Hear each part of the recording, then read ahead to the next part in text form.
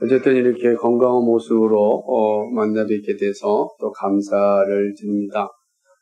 우리의 삶이 한치 앞을 모르기 때문에 하루하루를 볼 수 있는 게 감사하고 보지 못하면 너무 속이 상하고 그렇습니다. 우리에게 주어진 이 거룩한 시간들을 잘 감당하는 은혜가 우리 가운데 있기를 소망합니다. 오늘은 이제 제사장에게 거룩한 옷이 필요한 이유라고 하는 제목으로 함께 말씀을 나누고자 합니다.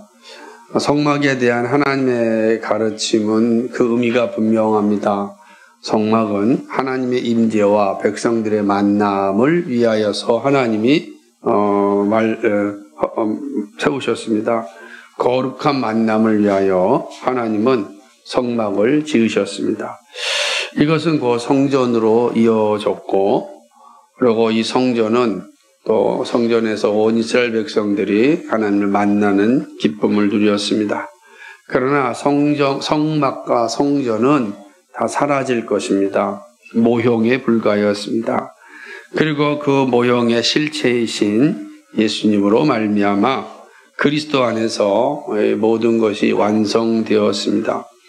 히브리서 10장 1절이 말하는 것처럼 좋은 일의 그림자와 참 형상의 관계가 바로 성막, 성전, 그리고 예수 그리스도입니다. 그러니까 성막과 성전은 그림자이고 그 그림자의 실체는 바로 예수 그리스도다. 이것이 히브리서 10장 1절에서 말씀하고 있는 내용입니다. 성막에 대한 하나님의 생각을 정확하게 아는 게 참 필요합니다. 본문은 이제 성막에 대한 내용은 아닙니다. 우리가 이미 앞서서 27장까지 성막에 대한 자세한 내용들을 다 살펴보았습니다. 오늘은 이제 성막을 담당하는 제사장에 대한 내용입니다. 제사장에 대한 내용은 이제 28장과 29장에 걸쳐서 다루고 있습니다. 그러니까 매우 긴 내용입니다. 그러니까 제사장을 이렇게 길게 다루는 이유가 무엇인지를 우리 한번 생각해 보아야 합니다. 28장은 제사장이 입고 있는 옷에 대한 그런 말씀입니다. 제사장의 옷이 얼마나 중요하기에 이렇게 제사장의 옷에 대해서 길게 말씀하는 것일까? 그러니까 28장 전체가 바로 제사장의 옷에 대한 그러한 내용을 담고 있습니다. 그러니까 한 장 전체를 제사장의 옷에 할애하고 있는 것을 이제 보게 되는 것입니다. 출애굽기 28장 1절로부터 14절까지는 이제 제사장이 입을 옷에 대해서 말씀하고 있고, 특별히 에봇에 대해서 이야기하고 있습니다. 그리고 15절과 30절은 제사장의 옷에 있는 판결, 흉패에 대해서 말씀하고 있습니다. 그리고 31절부터 35절은 에봇 받침, 겉옷에 대한 내용이 기록되어져 있습니다. 그리고 이제 마지막 40절로부터 43절은 하급 제사장들의 옷에 대한, 대제사장이 말고 일반 대제사장의 옷에 대한 그런 내용으로 보고 있습니다. 그래서 28장 전체는 이렇게 이 제사장이 입는 옷에 대한 자세한 기록을 담고 있다라고 할 수가 있는 것입니다.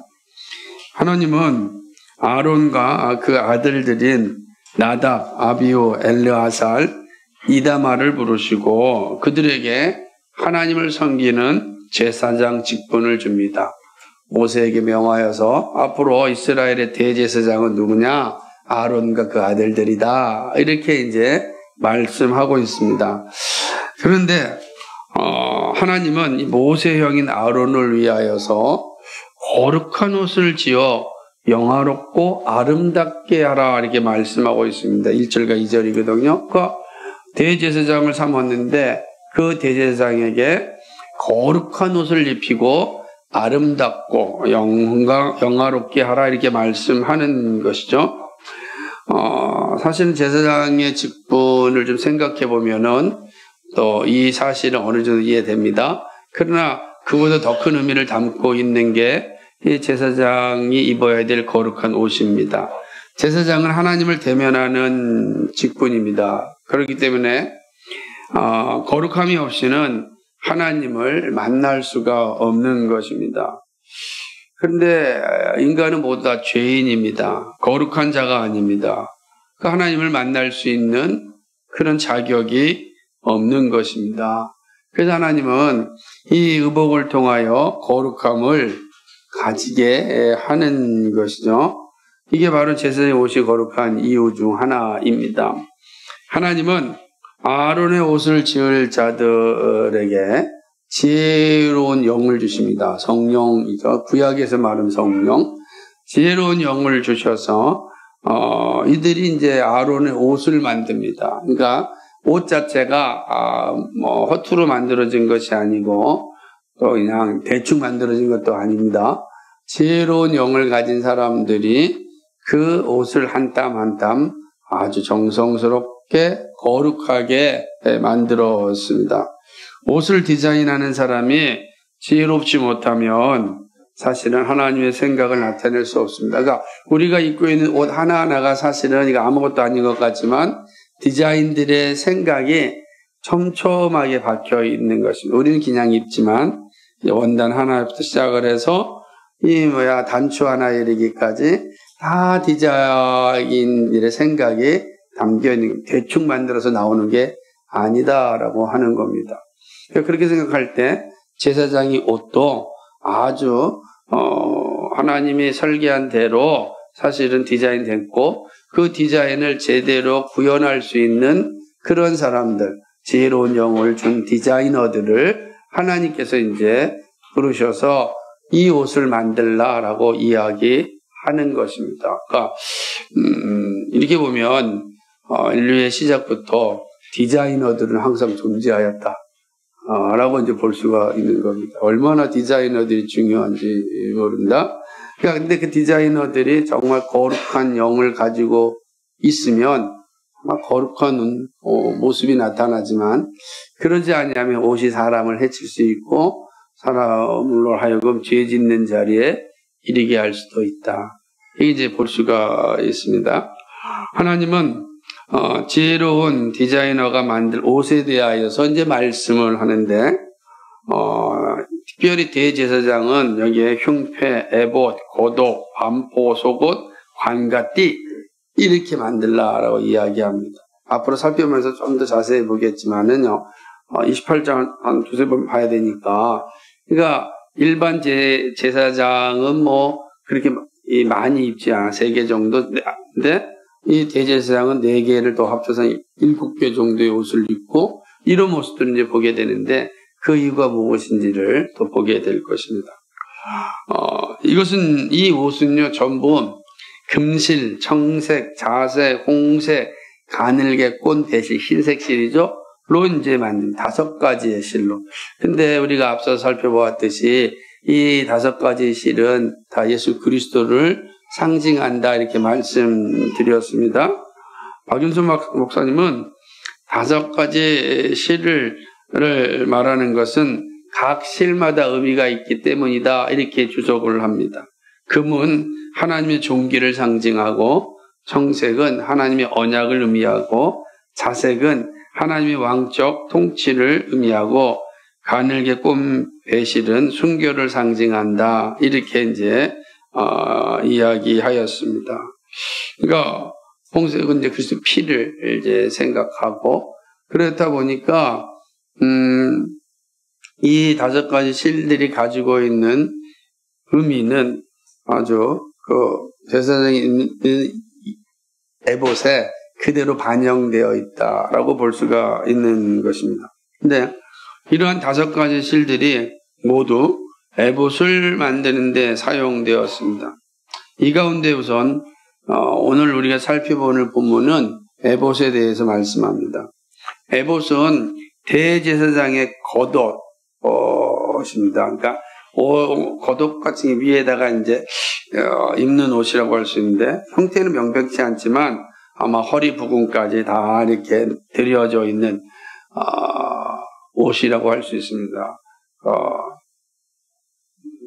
드레스와 같은 모습으로 좀 생각해 보면 이해가 좀 되리라 생각을 하는 것입니다. 근데 이 에봇은요 5가지의 실이 모두 사용되었습니다. 그만큼 이 에봇이 매우 중요하다라고 하는 것을 의미하는 것입니다.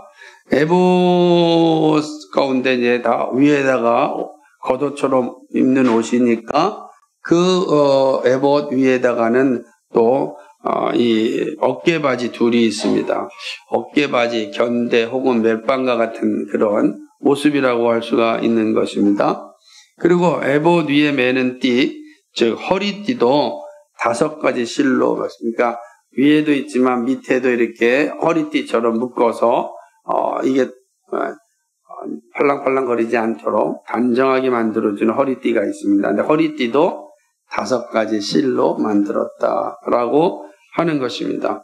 그리고 나서 이 두 어깨 견대에는요, 호마노라고 하는 그러한 보석이 있는데, 호마노 2개를 여기다가 양쪽에다가 이제 다 답니다. 근데 그 호마노에는, 각자로 이 나이 순서대로 12지파가 양쪽에 6개씩 이 지파의 이름이 기록되어 있습니다. 본문은 아들들이라고 하는 지파를 얘기했죠. 그러니까 6지파가 이 양쪽 어깨에 있는 견대에 있다. 그러니까 우리가 견대라고 생각하면은 군인들의 군복을 입다 보면 여기 이제 막 있잖아요. 계급장 같은 거, 뭐 분대장이니 뭐니 끼어 있는 것처럼 그런 견대를 생각하면 됩니다. 근데 그게 뭐로 되어 있다? 호마노라고 하는 그런 되어 있고 보석으로 되어 있고 거기에 이름이 6개씩 기록되어져 있다라고 이제 하는 것이죠. 그래서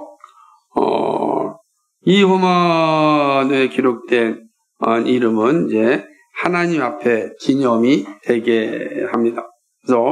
그리고 태와 사슬은 금으로 만들어서 사슬을 그 태에 이제 담게 됩니다. 이렇게 제사장의 에봇은 아주 매우 소중하게 만들어졌습니다. 아주 그러니까 화려할 뿐만 아니라 정성스럽게 에봇이 다 만들어졌다라고 하는 것을 볼 수가 있는 것입니다. 이는 대제사장이 이스라엘의 책임을 짊어지고서 하나님 앞에 서는 것을 사실은 표시하게 됩니다. 그러니까 에봇 자체는 단지 그냥 제사장이 입는 옷으로 끝나는 것이 아니고 그 에봇은 하나님을 만나는 데 있어서 가장 중요한 도구가 되는 것입니다. 이렇게 제사장의 에봇은 매우 정교하게 설명하였고 또 거룩하게 만들라고 하셨습니다. 그래서 이제 다른 제사장의 에봇과 다르게 대제사장의 에봇을 말하기를 황금 에봇이라 이렇게 말씀합니다. 그러니까 그 자체가 아주 그냥 비교할 수 없을 정도로 이렇게 화려하게 만들어지기도 했고 또 정말 디자이너들이 온 힘을 다하여 한 땀 한 땀 다 지어서 만든 옷이라고 할 수가 있는 것입니다. 그럼 이제 이렇게 되면은 궁금해지잖아요. 도대체 왜 이렇게 에봇을 이렇게 지으라고 하셨고 거룩하게 지으라고 하셨을까? 그래서 여러분 보게 되면은 이 에봇 때문에 로마 캐톨릭의 신부들은 그들이 입는 옷이 엄청나게 화려하잖아요. 그러니까 제사장들이 입는 옷과 같은 그런 화려한 옷으로 다 치장하죠. 그래서 그 치장된 옷을 앞에 쓰면은 사람들이 괜히 좀 권위가 있는 것 같고 그러지 않습니까? 그래서 모두가 다 그런 거예요. 그리고 대신에 어깨 띠도 해서 이렇게 매기도 하고 그렇습니다. 그러니까 이런 것들을 통해서 이제 사람들을 계속해서 이해하죠. 근데 이제 종교개혁자들은 이런 의복들을 전부 다 없애버렸습니다. 그리고 뭐만 있었냐면 갈빈 시대 때는 검은색으로만 구별되게끔만 이제 검은색, 제가 이제 예식 때 입는 그 예식복으로만 이제 바꿨죠. 그 이후에는 영국에서 정교도 시절에 이제 다시금 로마 캐톨릭이나 성공회로 돌아갈 때 다시 모든 성직자들은 의복을 통일하라. 그런 이제 여왕의 명령이 일어나서 우리는 그거와 통일되게 입지 않겠다. 그런 이제 저항 운동이 일어났고 그로 인하여서 많은 목사님들이 이제 순교를 당하게 된다. 의복 논쟁이라고 하는 겁니다. 의복 논쟁 때문에 순교도 당하기도 하는 거죠. 그러니까 이런 역사들이 이제 사실은 있습니다. 네. 그것은, 제사장의 옷, 에봇을 잘못 오해했기 때문에 생긴 결과죠. 그러니까 율법은 이미 폐지됐는데, 그대로 율법을 그대로 받아들였기 때문에 나타나는 오해였다. 로마 캐톨릭이 그 일에 있어서 오해를 하였기 때문에 나타난 것이다 라고 할 수가 있는 것입니다.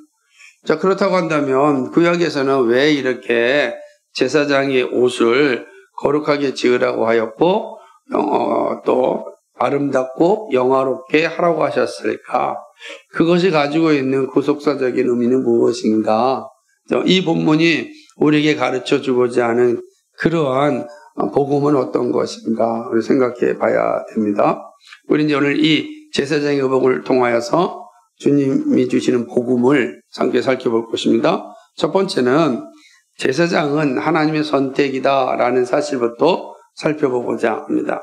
하나님께서 제사장을 세우는 장면을 보면 이해가 되지 않는 장면을 보게 되는데 그것은 제사장의 직분을 이스라엘 중에서 아론과 그 아들들에게 맡기는 것입니다.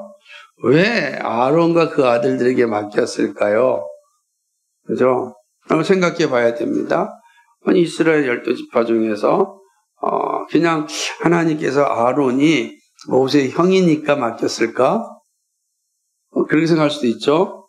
그런데 보게 되면 또 네이 자손들은 제사장이 되지 않고 또 그냥 성막을 섬기는 자리에만 있거든요. 왜 하나님께서는 특별히 모세에게 지명하여서 아론과 그 아들들을 제사장으로 삼으라고 하였을까? 제가 이렇게 질문하는 이유는 지금 모세가 하나님으로부터 시내산에서 뭐예요?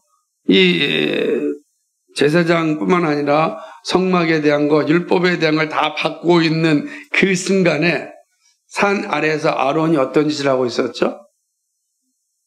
금송아지 만들고 우상 숭배하고 있었단 말이에요. 그래서 상상이 돼요? 그럼 이제 이해가 되죠? 지금 하나님 그럼 지금 그 밑에서 아론이 지금 우상 숭배하고 있는 거 모르겠나요? 아시잖아요. 그러면 빨리 바꿔야 되는 거 아니에요? 여러분 같으면 빨리 바꿔야 되지 않겠어요? 불의한 사람들은 빨리빨리 처단해야지. 그게 하나님 뜻 아니겠어요? 그런데 하나님께서 그렇게 하지 않으셨어요. 제사장. 그래서 이 부분에 있어서 우리가 한번 생각을 해야 된다라고 하는 것입니다. 그죠? 하나님은 말씀하신 제사장직을 아론이 기본이 안 된 것 같음에도 불구하고 변경하지 않았다라고 하는 것입니다. 참 놀랍죠?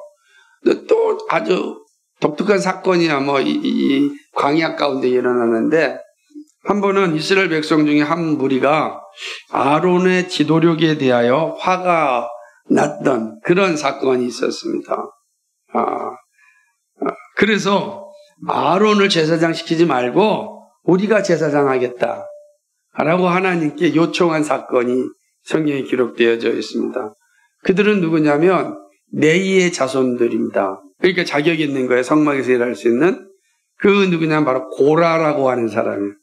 고라와 250명의 사람들이 모세에게 찾아와서 이야기합니다. 우리가 제사장 하겠다. 왜요? 왜 그랬을까? 그 성경에는 그 내용들이 왜 그랬을까가 나와 있진 않아요. 그런데 분명한 것은 이들이 제사장이 되고 싶다라는 욕망이 기록되어 있는 거예요. 그것은 현 제사장들에 대한 문제의식이 있었다라고 충분히 추측할 수 있는 그런 모습이라고 할 수가 있는 것입니다. 이들은 성막에서 봉사하는 것이 하나님의 은혜인데 이거를 망각하고 자기는 이제 제사장이 되겠다고 이제 항의한 거죠. 봉사보다는 난 제사장이 되고 싶다. 이런 거요. 봉사보다는 제사장이 되고 싶은 거죠, 여러분. 근데 하나님은 똑같거든요. 그 맡겨진 은사에 따라서 살려고 하는 건데 그 사람들의 욕심이 생기게 되는 것 아니겠습니까? 그러자 모세는 이들에게 하나님의 뜻을 전합니다. 그게 민수기 16장 8절에서 11절이에요. 한번 읽어볼까요? 민수기 16장 8절에서 11절 한번 읽어보면 이 고라에 대한 모세의 가르침이 나타납니다. 같이 한번 보겠습니다. 찾아보세요. 민수기 16장 8절에서 11절 잘 보셔야 됩니다.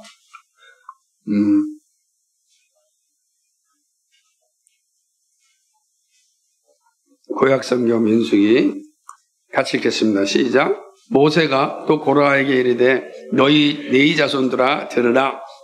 이스라엘 하나님이 이스라엘 회중에서 너희를 구별하여 자기에게 가까이 하게 하사 여호와의 성막에서 봉사하게 하시며 회중 앞에 서서 그들을 대신하여 섬기게 하심이 너희에게 작은 일이겠느냐? 하나님이 너와 내 모든 형제 네 자손으로 너와 함께 가까이 오게 하셨거늘 너희가 오히려 제사장의 직분을 구하느냐?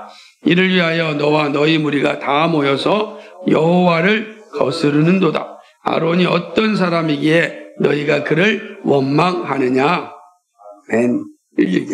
야, 너희가 지금 하는 일이 작은 일이냐? 도대체 아론이 어떤 사람이기에 너희가 그를 원망하느냐? 이야기하는 겁니다. 어쩌면 고라가 아주 똑똑하고 리더십이 있었는지 모릅니다. 그 사람들에게 신망을 얻었어요. 250명의 레위인들이 동조를 하니까 힘이 나지 않겠어요? 내 뒤에 있다 이거예요. 하나님이 말씀하시고 지금 네가 맡고 있는 일이 작은 일이겠느냐 라고 이야기하는 겁니다. 이 장면을 통해서 우리가 볼 수 있는 게 분명하지 않습니까? 제사장이 되는 것은 사람의 뜻이 아니라 하나님의 부르심으로 됩니다. 제사장이 똑똑해서 되는 것이 아니라 하나님의 부르심으로 됩니다. 하나님이 선택하시는 거예요. 그리고 하나님의 선택하시면 후회하심이 없어요. 그리고 하나님의 선택하시면 항상 오르십니다. 사람의 눈에 볼 때 그렇게 빛을 쓸지 모르지만 하나님의 부르심은 다르다. 이 말씀이 왜 중요하냐면요. 오늘 우리들을 예수 믿는 우리들을 성경은 무엇이라고 말하냐면 왕같은 제사장이라 부릅니다. 우린 다 왕같은 제사장입니다. 여러분이 우리가 정말 똑똑해서 세상에서 능력이 있어서 우리가 왕같은 제사장으로 부름받았습니까? 얼마나 똑똑해야 됩니까? 그렇죠? 그러니까 똑똑의 관점, 능력의 관점을 본다면 사실은 제사장이 될 사람이 거의 없습니다. 왜 그러냐면 우리보다 정말로 율법에 있어서는 두말할 것도 없는 탁월한 지성을 가졌던 사도 바울이 말하기를 나는 죄인 중에 괴수라 그랬습니다. 아니 말씀에 대해서 율법에 대해서 삶에 있어서 우리와 비교할 수 없었던 사도 바울이 말하기를 나는 죄인 중에 괴수라 그랬어요. 죄인 중에 괴수가 제사장이 될 수 있겠습니까? 불가능한 것이죠. 오늘 우리가 그런데 왕 같은 제사장으로 부름을 받았습니다. 어떻게 부름받았습니까? 하나님의 은혜입니다. 하나님의 은혜. 그 은혜가 우리를 제사장으로 삼아주신 겁니다. 하나님은 예수 그리스도를 대제사장으로 삼으시고 이 땅에 보내셨습니다. 그리고 대제사장이신 그리스도의 십자가의 은혜로 우리를 구원하셨습니다. 우리가 흠이 없어서가 아니라 십자가의 은혜로 왕같은 제사장이 되었습니다. 그리고 제사장이 된다는 건 사람의 방법과 사람의 기준이 아니라 하나님의 은혜라. 이 사실을 아론을 통해서 미리 보여주신 것입니다. 사람들이 볼 때 원망할 수 있고 부족한 모습이 아주 많은데 하나님께서 그를 선택하신 거예요. 그래서 자녀 삼아주신 거예요. 그래서 제사장의 직분을 감당하게 하신 것입니다. 이렇게 하나님의 은혜로 택함받고 구원받은 자로서 제사장의 역할을 우리가 감당하는 겁니다. 아론이 그렇게 하였듯이 우리도 그 역할을 감당하고 사는 것입니다. 우리가 세상 사람보다 똑똑해서 이 자리에 있는 게 아니고 우리가 세상 사람보다 능력이 있어서 천국을 상속받는 게 아니라 하나님의 은혜가 우리 가운데 임하여서 우리가 구원받은 자가 되었고 천국을 상속받게 되었습니다. 놀라운 은혜죠. 우리가 은혜 받고 택감 받았다는 놀라운 사실은 마지막 죽음의 순간에 여러분이 다 보게 될 겁니다. 살아있을 때 다른 사람의 죽음을 볼 때 알게 될 것이고 여러분이 죽을 때도 알게 될 겁니다. 이 사실이죠. 아, 그렇구나. 그러므로 제사장은 하나님의 은혜로 되는 거구나 하는 사실입니다. 두 번째는요. 그리스도로 옷을 입어야 거룩한 제사장의 역할을 감당합니다. 제사장이 하는 일은 크게 두 가지입니다. 하나는 이스라엘 백성들의 죄를 가지고 하나님께 나아가서 속죄의 제사를 드리는 일입니다. 즉 중보자의 역할을 감당하는 일입니다. 이 첫 번째입니다. 두 번째는 백성들에게 하나님의 율법을 가르치는 일입니다. 신명기 33장 10절의 말씀입니다. 이 일을 위하여 제사장은 흠이 있으면 안 됩니다. 그러니까 속죄의 제사를 드리고 그리고 백성들에게 율법을 잘 가르치려면 흠이 있어서는 안 되는 거예요. 흠이 있으면 가르칠 수가 속죄의 제사를 드릴 수 없고 가르침을 받을 수도 없는 것입니다. 그 레위기서 21장 21절과 23절에 이 사실을 분명히 말씀하셨어요. 제사장 아론의 자손 중에 흠이 있는 자는 나와 여호와께 화제를 드리지 못할지니 그는 흠이 있은즉 나와서 그의 하나님께 음식을 드리지 못하느니라. 그는 그의 하나님의 음식이 지성물이든지 성물이든지 먹을 것이나 휘장 안에 들어가지 못할 것이요 제단에 가까이 하지 못할지니 이는 그가 흠이 있음이니와 이와 같이 그가 내 성소를 더럽히지 못할 것은 나는 그들을 거룩하게 하는 여호와임이니라. 아멘. 그러니까 제사장은 뭐가 있으면 안 돼요? 흠이 있으면 안 돼요. 흠이 있으면 하나님께 나갈 수 없고 제사를 드릴 수가 없어요. 우리 식으로 얘기한다면 흠이 있는 자는 예배할 수가 없는 거예요. 여러분 한 주간 또 흠이 없이 살았습니까? 구약 율법식으로 얘기한다면 우리는 예배할 수가 없고 흠이 있다면 바로 심판을 받게 됩니다. 그 심판은 구약에서는 불로 심판을 받았지만 우리 시대는 하나님이 내버려 두심이겠죠. 흠이 있다면 이게 제사장의 규례입니다. 그렇다면 제사장은 완벽해야 합니다. 하지만 완벽한 제사장은 없습니다. 이미 아론이 사단에서 범죄하고 있었습니다. 그러니까 이런 아론을 하는 행동을 보면 완벽과는 아무 관계가 없습니다. 거리가 너무 멀기 때문입니다. 그러면 아론은 제사장으로서의 자격이 없습니다. 흠이 너무 많아요. 아론은 제사를 드릴 수가 없잖아요. 흠이 너무 많잖아요. 그렇죠? 이게 상식적인 모습입니다.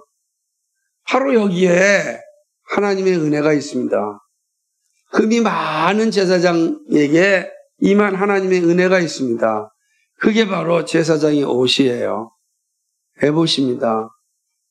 그 옷이 제사장의 흠을 다 가려줍니다. 하나님은 제사장을 보지 않고 제사장이 입은 에봇을 통하여 그를 거룩하게 받아주십니다. 거기에 거룩한 옷을 만드는 5가지 실은 예수 그리스도를 상징합니다.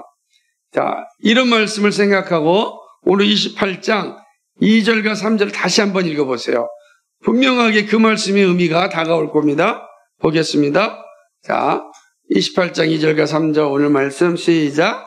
내 형 아론을 위하여 거룩한 옷을 지어 영화롭고 아름답게 할지니 너는 무릇 마음에 지혜 있는 모든 자 곧 내가 지혜로운 영으로 채운 자들에게 말하여 아론의 옷을 지어 그를 거룩하게 하여 내게 제사장 직분을 행하게 하라. 아멘.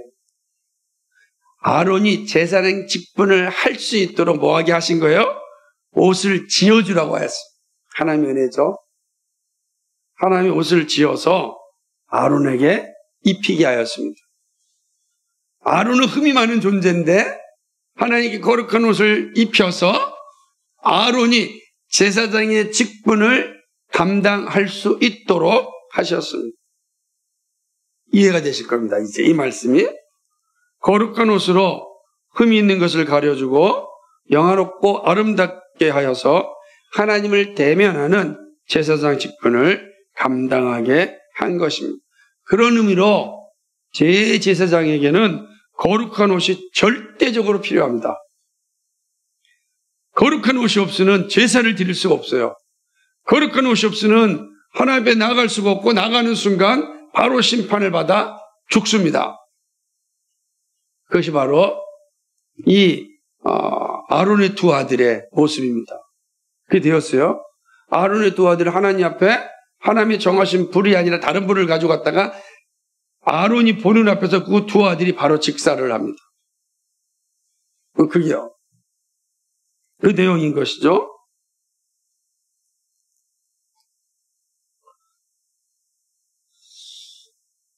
그런데 하나님 앞에 있는 인간이 사실은 어떤 거룩함이 없습니다. 그러니까 이 옷은요, 단지 그 화려하고 권위를 나타내려고 하는 것이 아닙니다. 그러니까 우리가 로마 캐톨릭이 가지고 있는 그런 옷들 사실은 다 의미가 없는 거예요. 그러니까 권위를 나타내는 것이다 라고 볼 수가 있습니다. 오직 거룩함을 덧입기 위함입니다.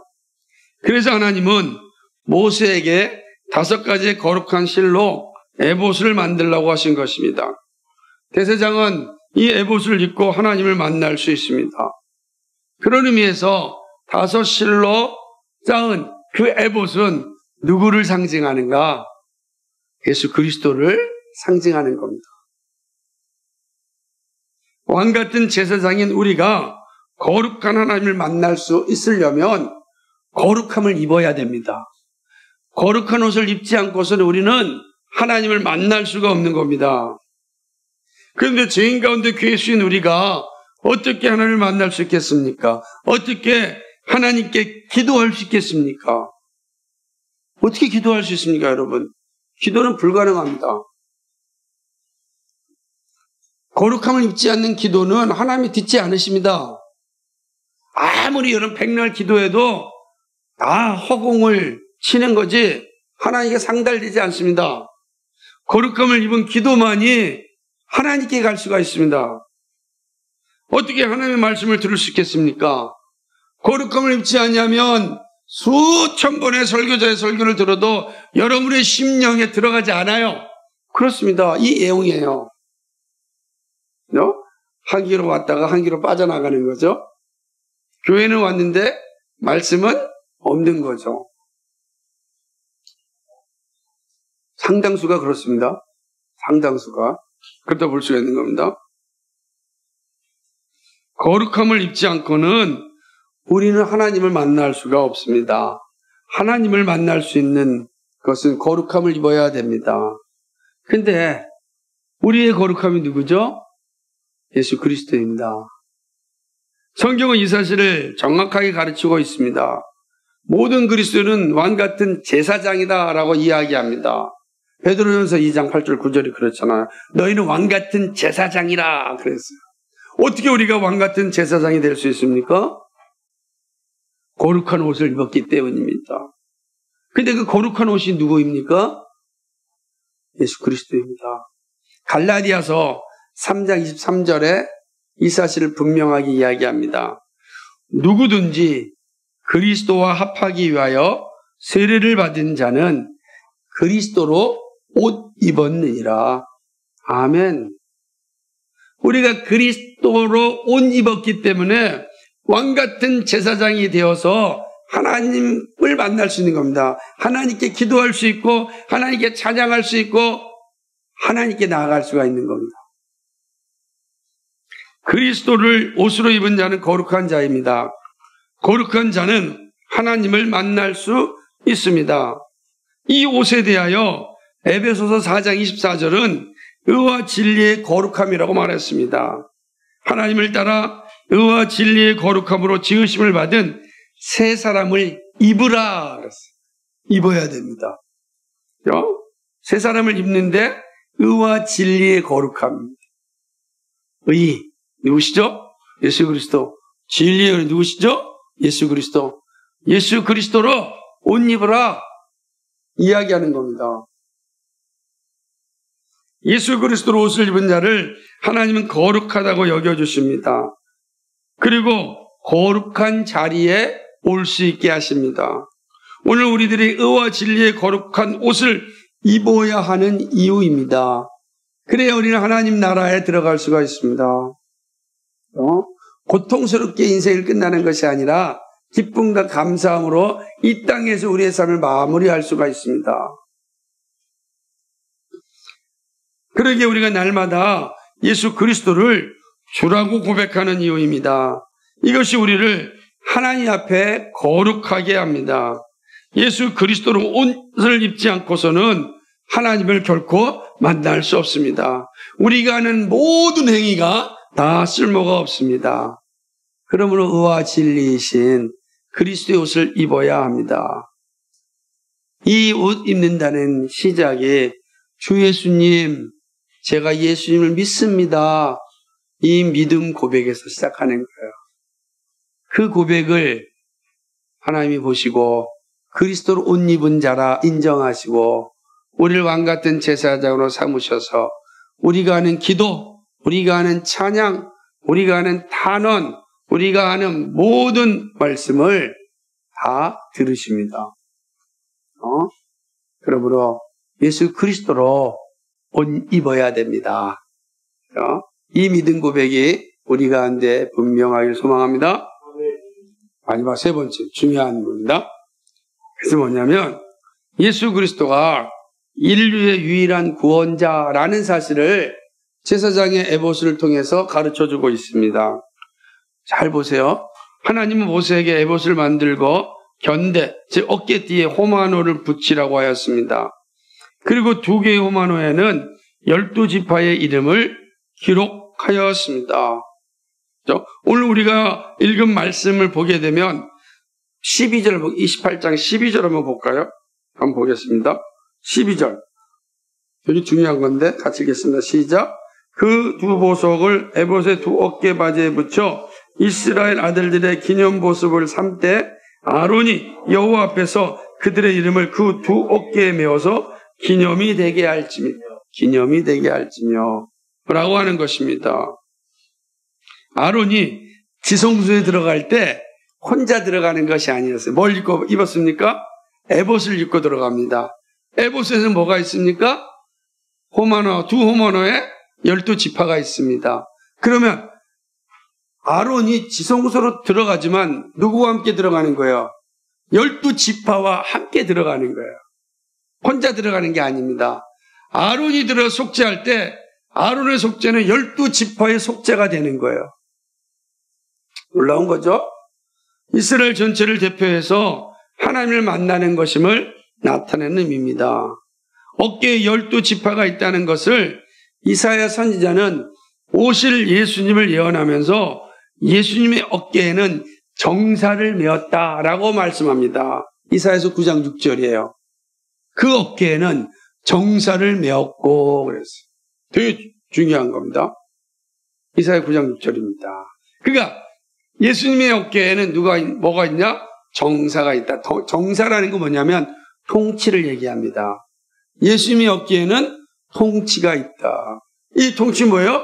온 인류를 위한 통치를 얘기하는 겁니다. 12지파는 온 인류를 예표하는 것이고 그 예수님의 두 어깨에 있는 정사는 온 인류의 통치를 의미하는 것입니다. 그런 의미에서 대제사장 어깨에 있는 12지파가 기록된 것입니다. 이렇게 본다면 예수님은 택한 백성들을 구원하시기 위하여 이 땅 가운데 오셨습니다. 그리고 택한 백성을 위하여 십자가에서 속죄하셨습니다. 예수님의 십자가 중보하심이 믿는 자들을 구원하셨습니다. 우리의 구원은 다 예수 그리스도의 십자가 은혜입니다. 우리의 대제사장이신 예수님이 우리를 구원하셨습니다. 한번 한 구절 볼까요? 히브리서 보겠습니다. 히브리서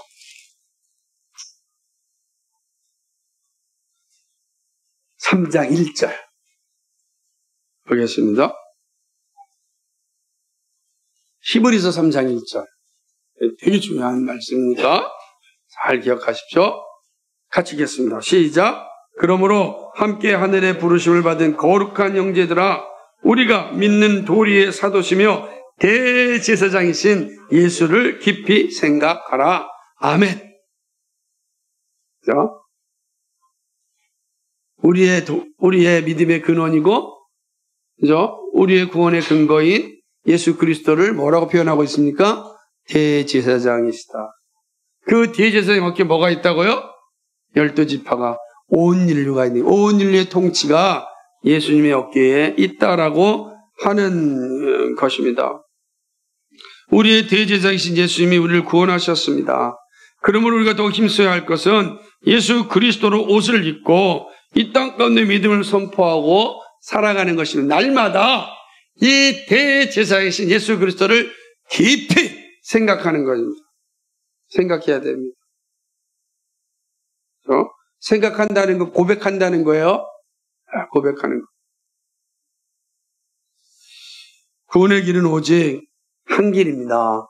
예수 그리스도입니다. 사도행전 4장 12절에 다른 이로서는 구원을 받을 수 없나니 천하 사람 중에 구원을 받을 만한 다른 이름을 우리에게 주신 일이 없습니다. 아멘. 다른 이름이 없어요.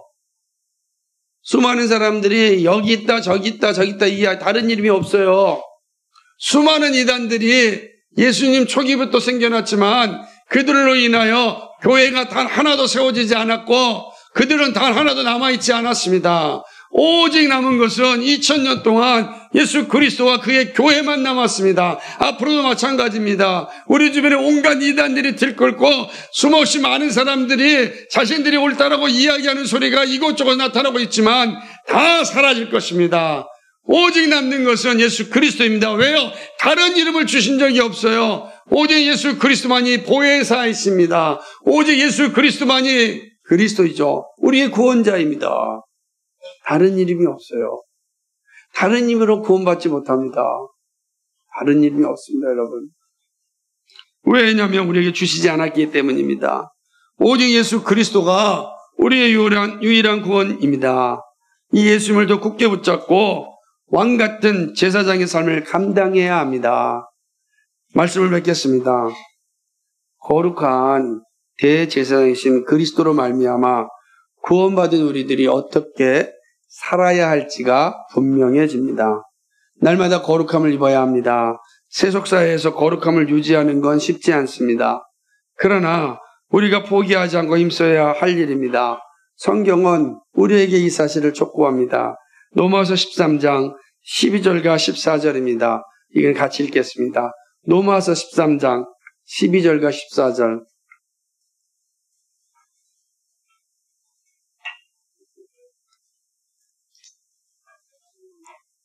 신약성경 로마서 13장 12절 14절입니다.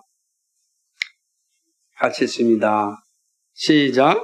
밤이 깊고 낮이 가까웠으니 그러므로 우리가 어둠의 일을 벗고 빛의 갑옷을 입자. 낮에와 같이 단정히 행하고 방탕하거나 술 취하지 말며 음란하거나 호색하지 말며 다투거나 시기하지 말고 오직 주 예수 그리스도로 옷 입고 정력을 위하여 육신의 일을 도모하지 말라. 아멘. 주 예수 그리스도로 옷을 입어야 합니다. 그것이 세상의 욕망을 이기는 길입니다. 어둠의 일을 벗고 빛의 갑옷을 입어야 합니다. 빛의 갑옷을 통하여 그리스도의 사랑을 나타낼 수 있어야 합니다.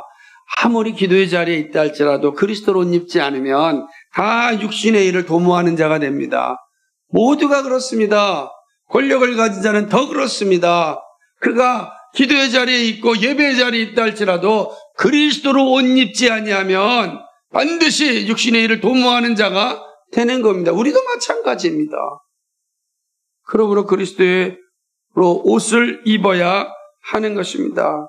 어둠의 일을 벗고 빛의 갑옷을 입어야 합니다. 빛의 갑옷을 통하여 그리스도의 사랑을 나타낼 수 있어야 합니다. 그리스도로 옷을 입은 자답게 교회를 세우고 선한 일에 열심을 다하고 봉사하는 기쁨을 가져야 합니다. 여러분이 하는 봉사가 작은 일이 아닙니다. 작겠느냐? 작은 일이 아닙니다. 목사의 일이나 여러분의 봉사의 일이나 다 하나님 앞에서는 소중하고 귀하고 복되고 아름다운 것입니다. 작은 일은 하나님 앞에 하나도 없습니다. 그러면 우리는 맡겨진 사명에 최선을 다하는 겁니다. 최선을 다해야 되는 거죠. 그게 우리가 할 일입니다. 그 하나님이 똑같이 복을 주신다고요. 소망에 관하여 묻는 자들에게 은혜의 답을 줄 수 있어야 합니다. 무엇보다 믿음 고백이 더 견고해지도록 여러분 그리스도를 아는 지식에서 자라나야 합니다. 정말 이러한 은혜가 우리 가운데 충만하길 소망합니다. 오늘 말씀이 좀 여러분의 심령에 잘 박혀서 다른 이름이 없구나. 예수 그리스도. 그 예수 그리스도를 내가 온전히 고백하고 이 땅에서 믿음으로 살고 하나님을 영원하게 하고 하나님 주신 놀라운 복을 내가 받아 누려야겠다. 이 믿음이, 이 고백이 여러분에게 있기를 주님의 이름으로 간 축복합니다. 아멘.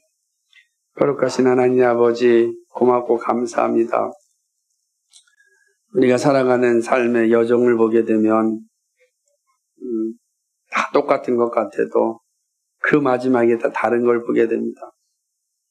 구원받은 자와 구원받지 못한 자, 하나님 나라를 상속받은 자와 하나님 나라를 상속받지 못한 자, 심판에 이르는 자와 구원에 이를 자가 명백해질 때 어떤 이는 슬피며 이를 갈 것이고 어떤 이는 감사와 찬송과 영광을 돌리게 될 것입니다.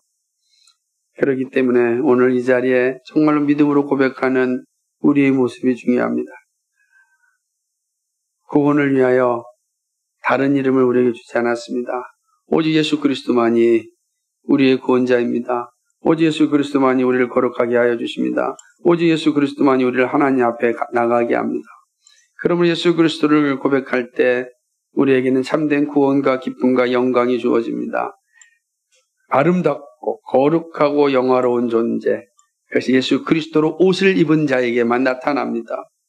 오늘도 주 예수 그리스도를 믿음으로 고백하고 거룩한 그리스도의 옷을 입고 이 세속사회에서 육신의 일을 도모하는 것이 아니라 거룩한 일, 하나님 나라의 일을 도모하는 우리 모두가 되게 하여 주옵소서.